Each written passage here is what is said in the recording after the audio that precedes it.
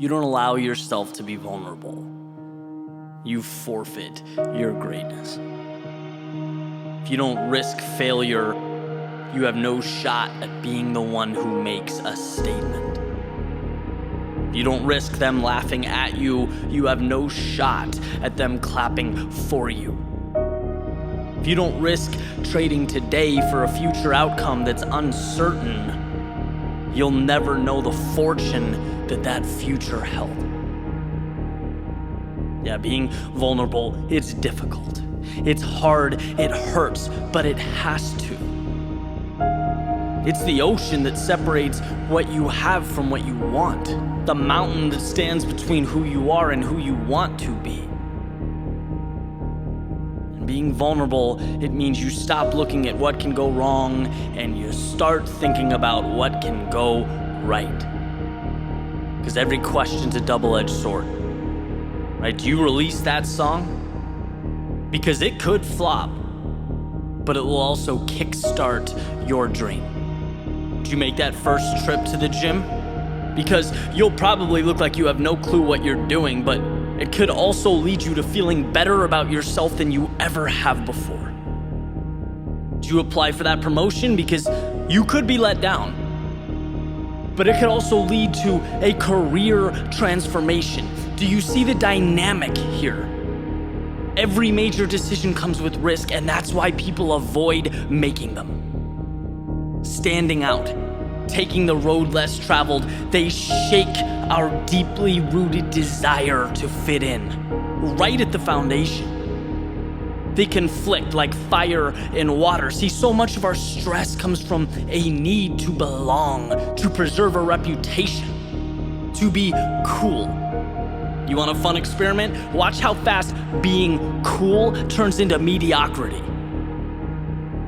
It's doing the things that are not cool over and over again that constitute greatness. The ones who are different, bold, out there, they change things. The ones who are okay being called irrational, okay being laughed at, okay with failing and not getting it the first time around. If you do not let yourself be vulnerable, you never experience failure on a significant level. You don't fail, you don't learn, you don't learn, you don't grow. And if that's the case, forget about the top of the mountain. Safety, comfort, a flawless reputation gets you a nice seat at the bottom looking up at greatness, at those who saw the opportunity and were willing to take a chance. So while you climb, keep your eyes on that big picture. Remember that we outgrow our worries. Through each stage of our lives, we look back and we realize that our previous priorities were misaligned. We worried about things that didn't matter, allowed our decisions to be guided by variables that were irrelevant. And that's the beauty of risk. It escalates this realization, pushes us further and further past the little things that mean less and less with each step taken. Your mistakes will not matter.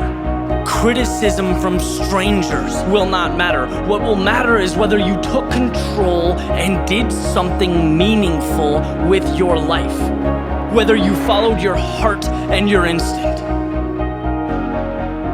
And I know it's hard, I know it's uncomfortable. I can't sit here and guarantee the path will be paved out in gold, everything will go how you want, but I can promise this: you will learn, you will adapt, and move forward. I can promise that the critics and the naysayers get smaller and smaller until they fade out of the picture altogether. And most importantly, I can promise that if you don't do anything, you will not go anywhere, and that is the only way to fail. So trust yourself. Trust the process. Believe that you are extraordinary, and go make your magic.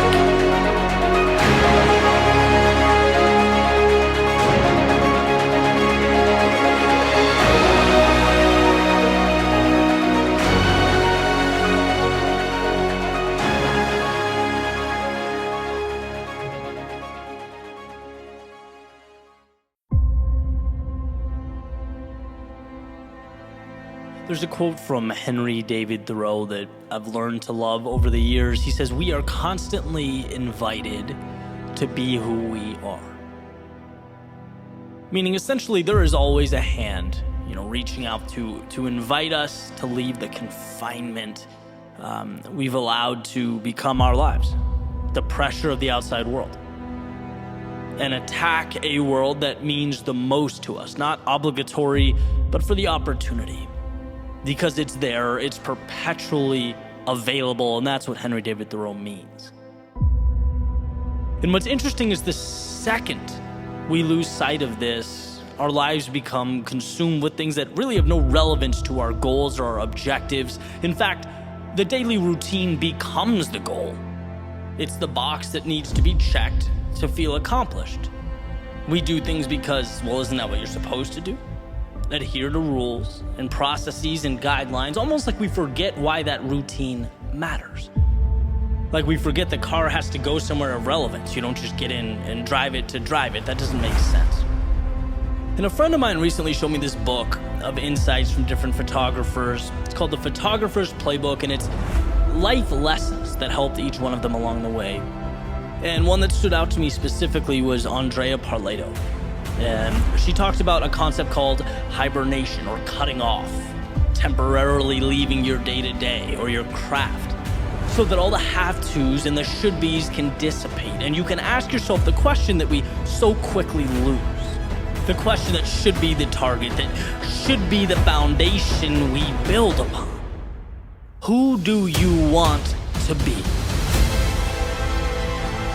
Because when all is said and done, and you're looking back, that's what will matter. That's what will dictate your happiness. Not that you were 5 for 5 on your checklist every day on your 20s, 30s, 40s, and on, right? No, what does it look like when you peel that back? What does it look like under the surface? What makes you, you? And sometimes we have to step back, go away, leave the day-to-day world we've created to see life from a different angle. Eliminate the steps, the requirements, the technicalities, and what are you left with when you put your head on the pillow at night? What makes you smile? Bronnie Ware states in her book, Regrets of the Dying, that not living a life true to oneself was one of the greatest regrets people experienced. Isn't it worthy of your time, your attention? Don't you owe it to yourself to make sure that your vision is defined and your actions support that? See, anyone can move just to move, and anyone can breathe just to breathe.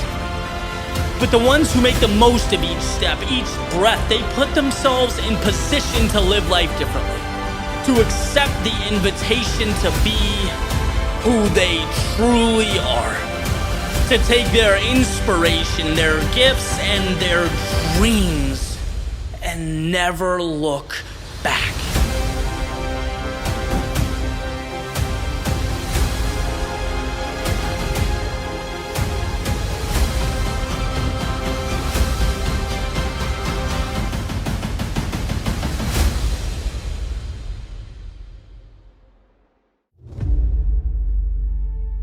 Do you ever wonder how much of you has materialized? Like if what F. Scott Fitzgerald says is true and our lives are defined by opportunity, even the ones we miss, then how much remains in the ether? And I don't think it's about playing a game of what if. That would be endless. It would be self-defeating. No one's perfect.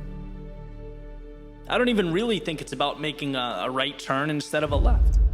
Because as long as you're moving, and moving with conviction, life ultimately brings you where you need to be. But more, my concern is the steps never brought to pavement. My ideas unhatched, my opportunities I either knowingly or unknowingly left on the shelf. Because it didn't seem real enough. Like a Broadway play between my ears that as a spectator I knew would end. After all, that's what stories do. How much of ourselves have we cast aside as simply the things we don't say out loud? At first, it's infinite. We've yet to be taught to limit because limits aren't things, they're ideas, and ideas must be adopted. That's why they say some of life's best things were done by people too ignorant to know they were impossible, too naive of the notion that they couldn't say them out loud. Then it's comparison. They have what I want, but it was meant for them and not me. How delusional to think I could have it. How crazy to think that life has yet to be written, and I am an author. My date is with normalcy in the box where I keep those things we don't say out loud, and then we look around and we see highlight reels, we see awards and vacations and smiles, but we don't stop to think maybe they're just like me. Maybe they're people who struggle and question themselves and doubt the road ahead. No, it must be the paths diverged. They took happiness and I took those things we don't say out loud. And then there's everyday life when things don't go as planned, when the world presents curveballs and you haven't learned to hit off speed, so you feel small and you feel inadequate and ill-equipped, and you could reach out, but that's not cool, that's not right. That's something that you don't say out loud, but we keep it in, like all in, and eventually it becomes the if-onlys and I wish I hads. It's the quiet envy gazing longingly towards those who just cared less, who realize maybe life's not as serious as we make it out to be, who turn thoughts to things not by burying but by embodying them. And maybe that's the trick, to unlock the gate, keeping your perceived reality from the possibility of a new one, the one you could create if only you promoted your fleeting thoughts to forward progress. See, dreams can fail to come to fruition in two places, in your head and outside of it. But at least outside it has a chance. At least outside you can take the common, normal, everyday background and make it the backdrop to your movie, where you play a lead role. But it must be accepted and acknowledged, not thought of or even whispered, but screamed, so that the details and the trivialities that exist now work for you. That's right, they are now yours. Not because you thought about it, but because you reached out a hand and you took. You asked the world for something. And in life, it will always be true that you don't get what you do not ask for. So when you find yourself staring up a wall comprised of self-defeating narratives and manufactured limits, be ignorant, be irrational, be the reason your dreams have a chance. And when you look around and you see more and wonder why you don't have it, know that you can. You're allowed to. If you sacrifice, you will, but you must believe you are worthy of it. Not in the back of your head where you keep your locker combo and movie quotes, but in reality, where words bounce off lips. And when you feel like life is treating you unfairly, like they're happier or have it better, know that life is peaks and valleys, not just for you, but for everyone. And how you internalize that and carry on makes the difference. And when you feel lost or stuck, you are not hopeless, but in progress. Being broken down so that you can be reconstructed, stronger, better. Victory is not in hiding those struggles, but accepting them as the difference, as the reason you created the miraculous. Not because you had dreams, but because you said them out loud.